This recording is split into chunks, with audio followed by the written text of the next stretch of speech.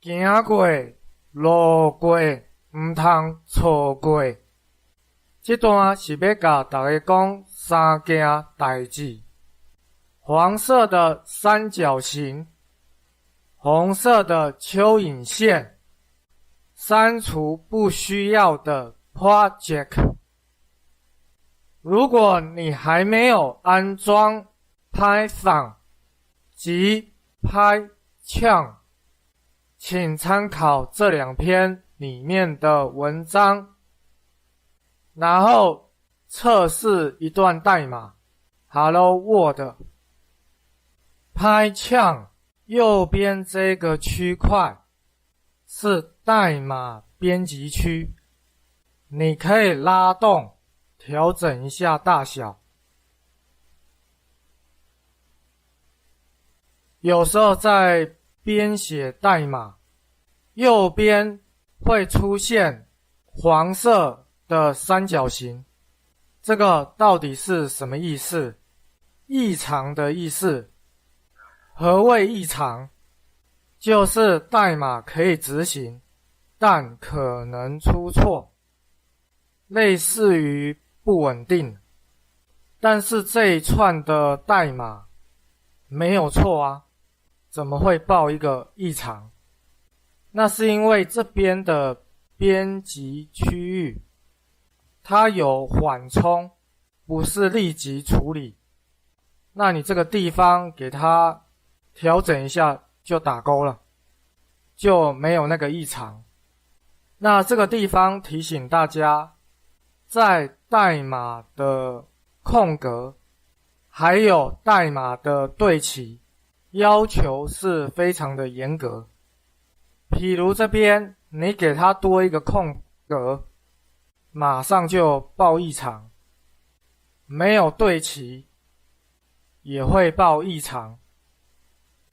调整之后那个异常就不见了。这个地方请大家要注意，对齐还有空格要求的是蛮严格的。这一段是跟大家讲一些小地方你要注意，看到这些不正常的警告，你要知道问题出在哪里，然后解决掉。红色的波浪线，或者是叫做红色的蚯蚓线，这个非常好理解。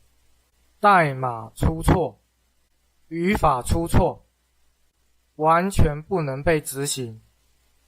为什么要使用 PyCharm 这个 IDE 来编写代码？原因就是在这里。只要代码有错，会高亮的显示出来，要不然你后面代码一大堆，但不能执行，你也找不到到底是哪里出问题。那有这个红色的蚯蚓线提示你这个地方出错了，然后你再修正这一串代码。你要知道一些小细节，在编写 Python 代码的时候会比较好编写。接下来要跟大家说明该如何删除旧的项目。譬如你项目建了蛮多的，想要删除旧的项目，你可以点到Project 视窗拉宽一点，这边会显示绝对路径。打开档案总管之后，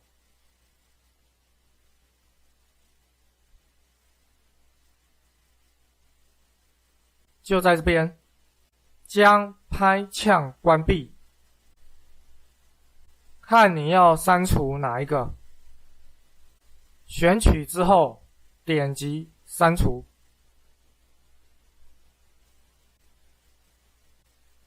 重新启动 PyCharm， 点击这边的 X Remove，